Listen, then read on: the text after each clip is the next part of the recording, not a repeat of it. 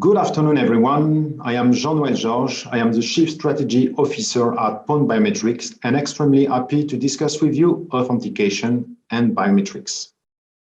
As you are all aware, the number of internet users exploded since 2021 with 4.7 billion users, according to Cisco last research and sources in 2021.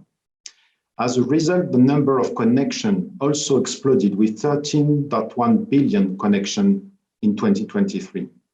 And the incredible thing is this connection will take place via mobiles and tablets for a 35% increase. So you will tell me, okay, so why do we need strong authentication?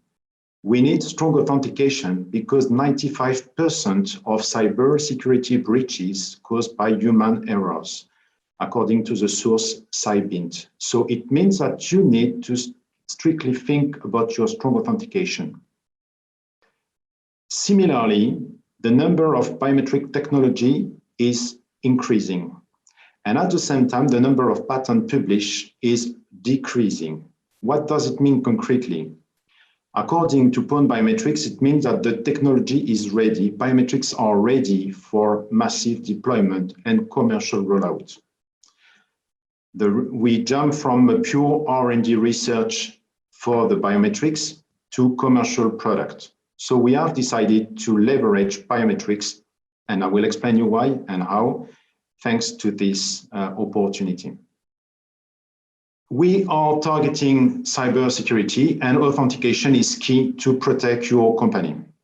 We identify 5 major trends that has the potential to transform cybersecurity. The first one is we strongly think that decentralized digital identities are keys for the future.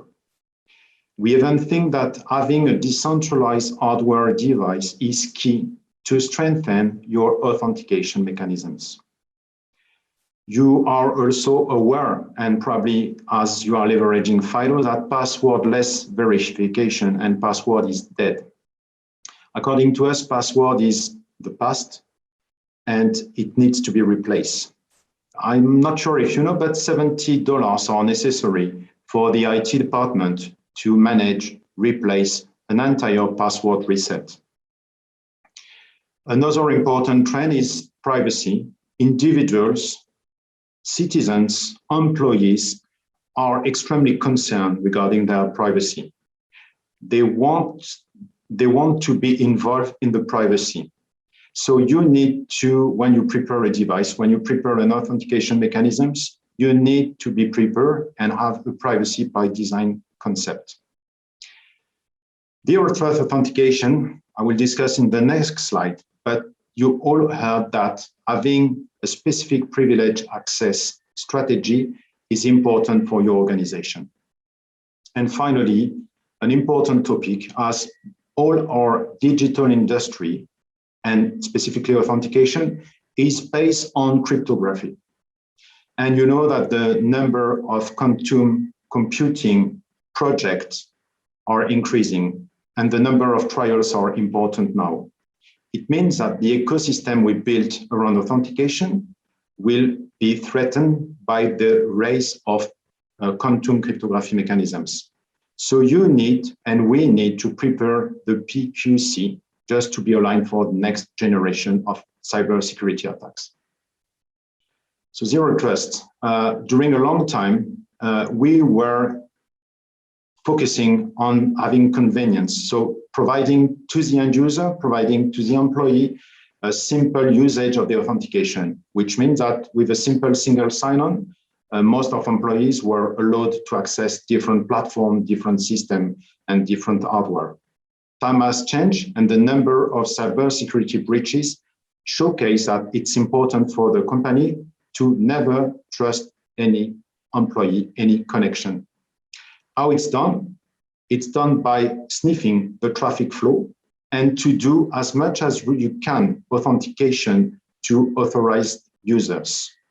You should also leverage the machine learning algorithm in order to track potential misusage, strange behavior, and strengthen your security. And finally, you need to create segmentation. It's not because one user could access one section of your digital platform, but he should be able to access other digital platform. So important to have a zero trust strategy as a core value for your enterprise. So I told you at the beginning that I will discuss authentication and biometrics. With Pone Biometrics, we think that it's important to leverage biometrics. I told you that the technology is ready and it's extremely convenient. You do not have to remember anything. You just have to use your, in that case, fingerprint. We embed a biometric sensor directly into the device, and the device is directly secured by a secure element. So all your minutiae are transformed by the algorithm and stored securely into the secure element. So your privacy is protected. You do not share any of your sensitive information and private information. At the same time, this device is able to leverage a display to show the interaction you have while you are authenticating. So it's a secure input-output channel.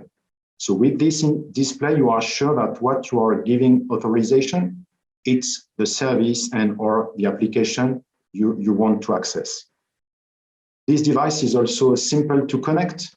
We decided to use contactless communication protocols, near-field communication, BLE, so it's extremely easy to embed in all IT systems.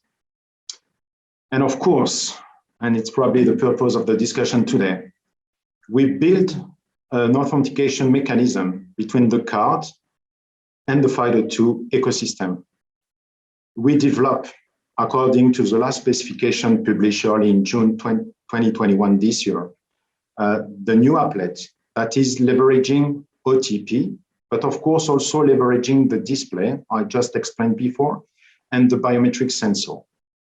So during the personalization of the card, the applet is secure with a public infrastructure and a certificate is associated to the FIDO2 applet.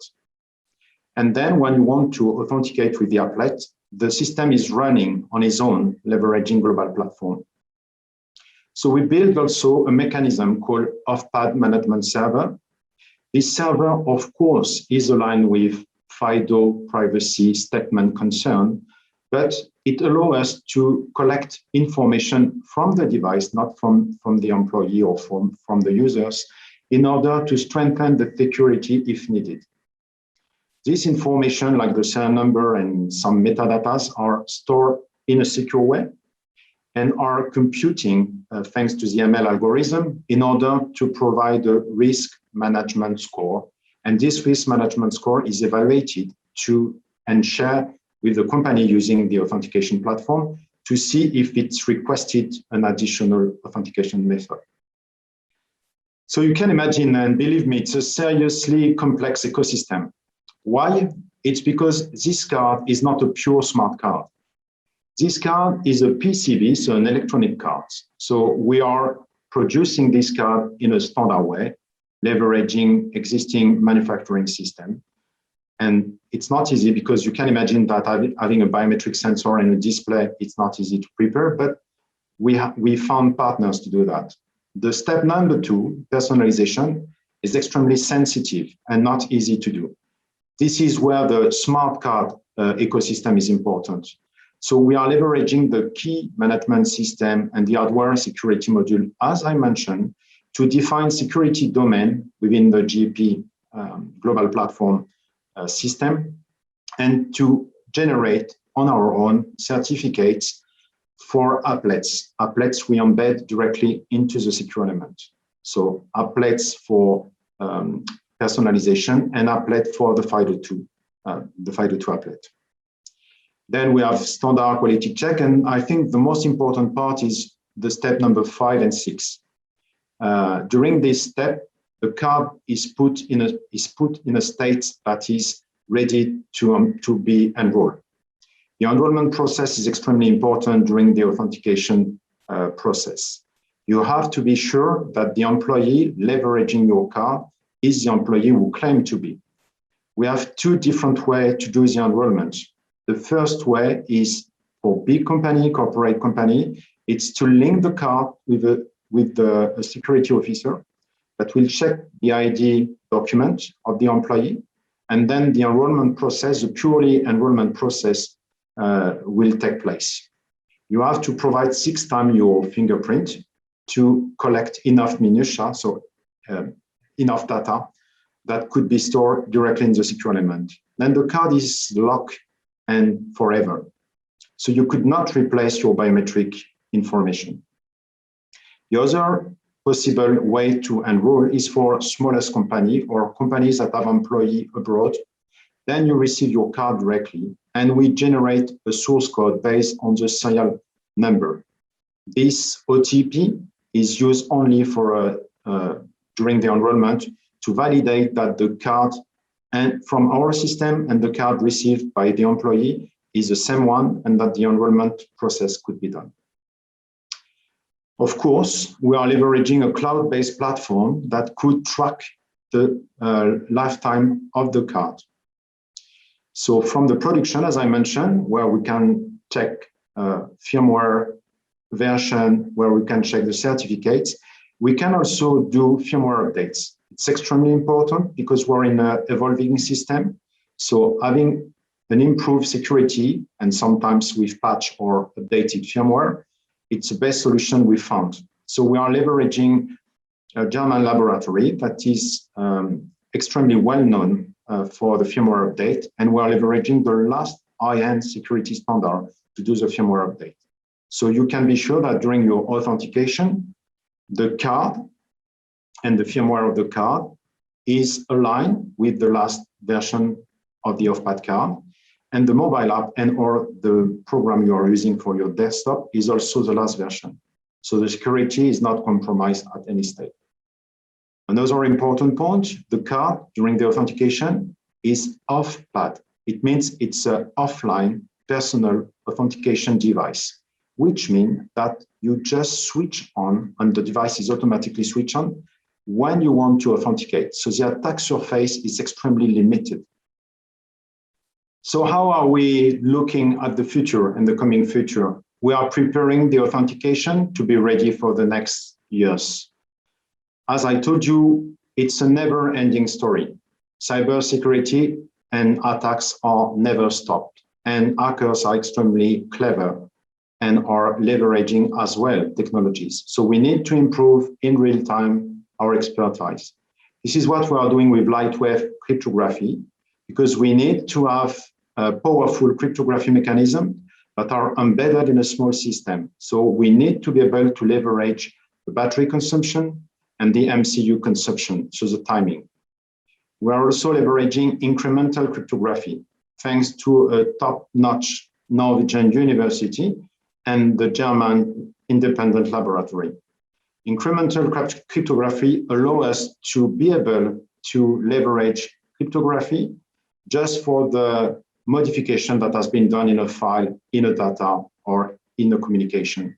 So it strengthens and optimizes the cryptography mechanism and the answer. And of course, as I mentioned, unfortunately, quantum computing is increasing a lot. So we have to be prepared with our cryptography mechanisms to support potential quantum computing attacks. This is done with the PQC. So next year, we will leverage and test on a bench the PQC and to see how the card is reacting and how the power and the MCU will react to these new performance requirements. And finally, as I said, again, it's a never-ending story. So you need to improve your authentication mechanism real time. Having a machine learning algorithm allows you to have performance that is aligned with the potential attacks. So we are scoring the attacks and we are scoring the usage of the card.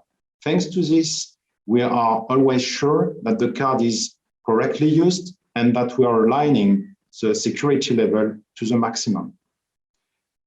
Just to conclude, authentication is key. You need to fit with Zero Trust. You need to authenticate your employee, citizens, every individuals, each time you can.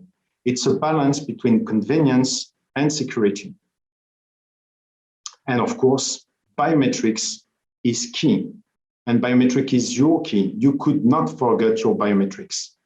So it's secure enough, technology ready, ready for the future. Thank you very much for your attention.